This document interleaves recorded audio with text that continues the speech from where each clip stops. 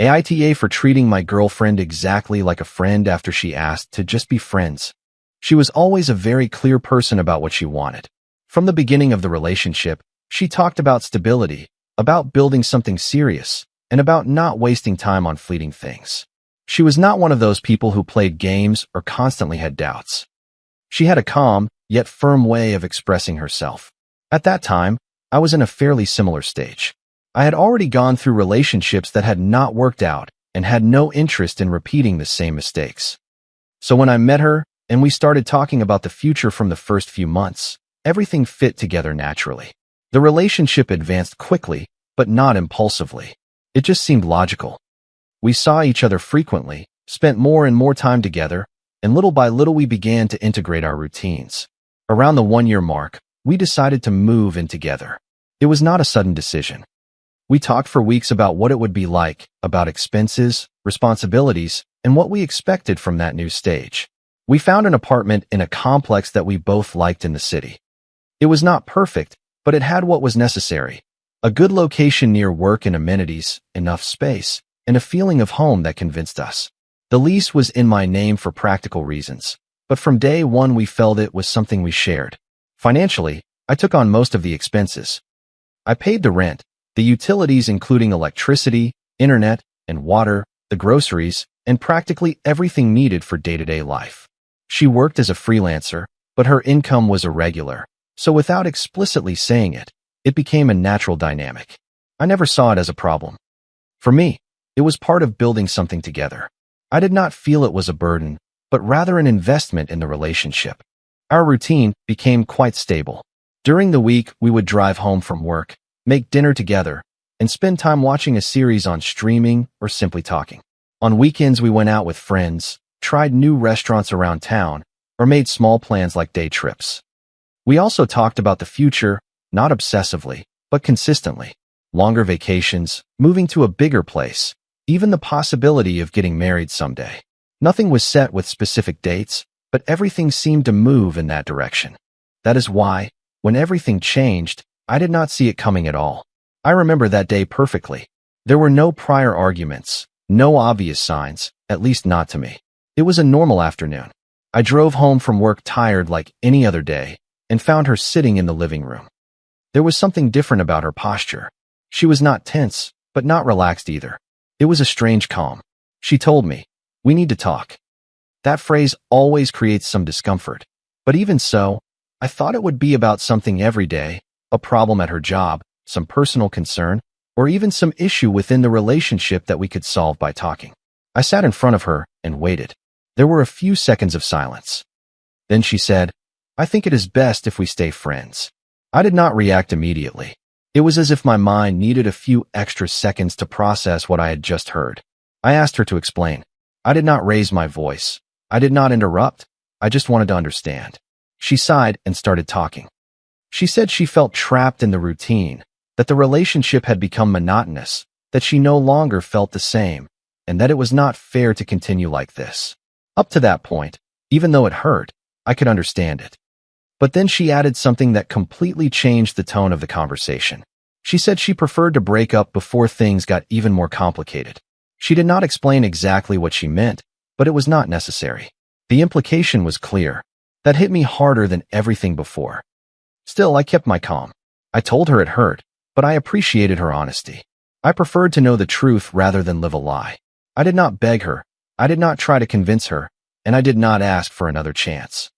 Part of me was in shock, but another part thought that if someone no longer wants to be with you, insisting only prolongs the inevitable. However, something did not add up. While we were talking, I noticed something near the door, a large suitcase, clearly packed. That caught my attention immediately. Until that moment, I had assumed the conversation was spontaneous, a recent decision, but that suitcase said otherwise. I asked her directly. She hesitated for barely a second before replying that she had already thought of everything in advance, that she needed space, and that she would be leaving for a few days. I stood up without saying anything and approached the suitcase. I opened one of the outer compartments. There I saw plane tickets. At that moment, my confusion turned into something colder and clearer. I asked her where she was going, since when she had planned this, and why she had not told me anything earlier. She looked at me with a different expression, almost distant, and said, "That is none of your business anymore. We are just friends now." That phrase was like a blunt blow. Friends. After everything we had built, after living together, after talking about the future, that word made absolutely no sense in that context. But I did not argue. I did not raise my voice. I simply nodded. She took the suitcase, walked to the door, and before leaving said she was leaving many of her things behind, but would come by for them later. Then she left, and the silence that remained was absolute. I stayed in the apartment surrounded by everything that had been ours, her clothes in the closet, her things in the bathroom, photos, and small details that until that moment held meaning. I did not sleep that night. I did not cry right away.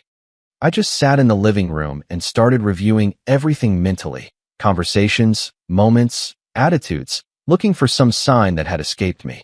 I did not know if I had been naive or simply trusting. But what unsettled me the most was not just the breakup, it was the feeling of having been the last to find out. Everything seemed too organized. The conversation, the suitcase, the tickets, her way of leaving without looking back. None of that felt improvised.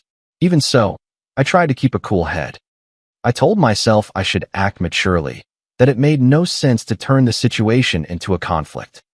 I did not know at that moment that taking her proposal to be friends literally would completely change the dynamic between us, and that, ironically, it would be what ended up provoking her most intense reaction. The following days were strange. There were no messages, no calls. She simply disappeared. I tried to continue with my routine, driving to work, returning to the apartment, and cooking something simple, but the silence was heavy. It was not desperation that I felt, but rather a mixture of disappointment and belated clarity. It was on social media where everything started to make sense. On the second day, I saw her first post, a photo at the beach smiling as if nothing had happened. At first, I thought it was just an isolated photo, but the next day she uploaded another one, and then yet another. Breakfasts by the sea, sunset walks, tropical drinks, all carefully framed, as if she were documenting every moment. No one clearly appeared with her, but she did not seem to be alone either. There were subtle details, 2 glasses on the table, a shadow that was not hers, angles that avoided showing too much. The message was obvious. She was not taking time to reflect. She was on vacation in Florida. At that moment, I understood what the plane tickets were for. Curiously, I did not feel jealous. I felt something different, as if a part of me had emotionally disconnected from all of that. While I was trying to process the end of a 2-year relationship, she was enjoying herself as if nothing had happened. And far from destroying me, that gave me clarity. That was when I made a decision. I decided to take her words literally. If she said we were friends now, then I would treat her exactly like a friend, with no exceptions, no privileges, and no special access. A friend does not have keys to your house. A friend does not enter whenever they want. A friend does not leave their things occupying your space indefinitely. That same day I called a locksmith. I did not do it out of anger or impulse. I did it because it made sense. I changed the locks on the apartment. Afterward, I started gathering all her belongings. It was not quick. There were a lot of clothes, books, documents, and personal objects accumulated during all the time we lived together. I carefully packed them in boxes. I did not throw anything away. I did not hide anything. I simply left them organized by the door, ready for when she returned. Her trip lasted 5 days. During that time, she did not try to contact me. Neither did I. I just watched in silence as she kept posting her life as if nothing had changed. Our mutual friends reacted to her photos normally. Comments, jokes, emojis. That caught my attention, but I still did not completely understand what was going on. Monday morning, knowing she had already returned to the city, I received her call. I answered normally. "Hi," she said in a casual tone. "Can you bring me some documents I left in the drawer and my laptop? I am at work." It did not sound like a request. It sounded like a habit, as if nothing had really changed. I took a deep breath before replying. "Come get them. I am busy." There was a brief silence. "All right," she answered, but her tone was no longer the same. We hung up. Half an hour later, I heard noise at the door. The sound of a key trying to turn in the lock. Once, then again, but the click never came. I walked over and opened the door. There she was with an obvious expression of annoyance. "What is going on?" she said as soon as she saw me. Why won't it open? I changed the lock, I replied calmly. She stood in silence for a second. You changed it? Yes. And why would you do that? Because no friend has access to my house. Her expression changed immediately. It went from annoyance to disbelief. That was not necessary, she said. You could have warned me. We broke up, I replied. You left. You said we are friends now. This is consistent with that. I stepped into the apartment and pointed to the boxes by the door. There are all your things. She looked at them. You already packed everything? That is an exaggeration. I did not answer. I hope you can take them now, I added, because they are starting to get in the way. That word bothered her. It was noticeable in her expression. She did not yell, but her tone became colder. She said she did not expect me to react like this, that I was being distant, even unkind. I remained calm. I did not argue. I did not raise my voice. I simply did not back down. She started taking her things little by little. She took longer than necessary, as if waiting for me to say something different. I did not. When she finished, she left without saying goodbye. I closed the door, and for the first time since the breakup, I felt something close to relief. But the story did not end there. Hours later, I began to notice strange things. Indirect messages, uncomfortable silences, and comments that did not fit. Gradually, I understood something I had not seen before. Many of our mutual friends already knew what was going to happen. She had talked to them beforehand. She had shared her doubts, her plans, even her trip. I had been the last to know. That realization was harder than the breakup itself. Not because I expected absolute loyalty, but because I understood that while I was still building an idea of a future, she was already exiting the relationship with an audience. That same day, the group decided to hold a gathering that had been planned beforehand. It was not canceled, it was not postponed. It simply went ahead, and I was invited. I accepted. I did not know exactly why. Maybe out of habit, maybe out of curiosity, or maybe because I needed to see with my own eyes what was really happening. I arrived early and said hello normally. Some people acted as always. Others avoided looking at me directly. The discomfort was evident, but no one said anything. Neither did I. A while later, she arrived, and she did not arrive alone. She walked in accompanied by a guy I did not know. She introduced him casually, as if there were nothing to explain. He seemed uncomfortable from the start. He did not say much. He limited himself to smiling and nodding, as if he was not completely sure what he was getting into. Even so, he stayed by her side all night. She, on the other hand, looked relaxed, even cheerful. They talked closely, laughed, and shared long glances. They did not kiss in front of everyone, but it was not necessary. The closeness was obvious. If I still had any doubt about the real reasons for the breakup, it disappeared at that moment. It was not the routine or the monotony. She had simply taken another direction long before telling me. I observed everything with a strange mix of indifference and confirmation. I felt no need to intervene. I felt no jealousy. I felt clarity. Meanwhile, something unexpected began to happen elsewhere. Rachel, a close friend of hers, started interacting with me differently. We had never been very close. She was always polite but distant. That night, however, she came over to greet me with more enthusiasm than usual. We started talking about simple things at first: work, anecdotes, group memories. The conversation flowed naturally. Over time, I noticed she stayed closer than normal. She laughed easily and sought eye contact. At times, she touched my arm when talking. I did not immediately interpret it as something intentional. I thought maybe she was being empathetic after everything that had happened. The night went on like that. That was when everything changed. We were in a corner laughing about something unimportant. Rachel was close, yes, but there was nothing inappropriate. Suddenly, I heard her voice behind me. "What are you doing?" The tone was not neutral. I turned around. There she was, looking at us with a mix of irony and annoyance. "You guys are very cozy, aren't you?" she added. The mood changed instantly. Some conversations around us stopped. Rachel fell silent. I did too, but only for a second. The reaction was automatic. I put my arm around Rachel and pulled her slightly towards me. Without aggression or exaggeration, but clearly enough. I looked at her and replied, "And why do you care?" Silence. An uncomfortable, heavy silence. She frowned. "And you do not care that I came with someone else?" I looked at her without getting upset. "No," I paused briefly. "I do not care. In the end, We are just friends. Do whatever you want.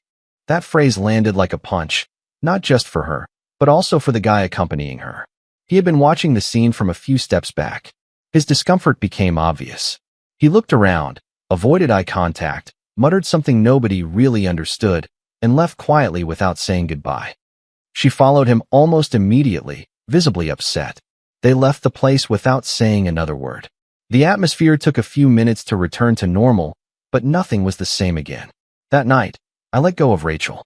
She looked at me with surprise, but did not say anything. We kept talking, but the tone was no longer the same. Still, we stayed together until the end of the gathering. When I left, I felt something I had not felt in days. Calm. Not satisfaction, not pride, just the feeling of having acted consistently. The next morning, everything exploded.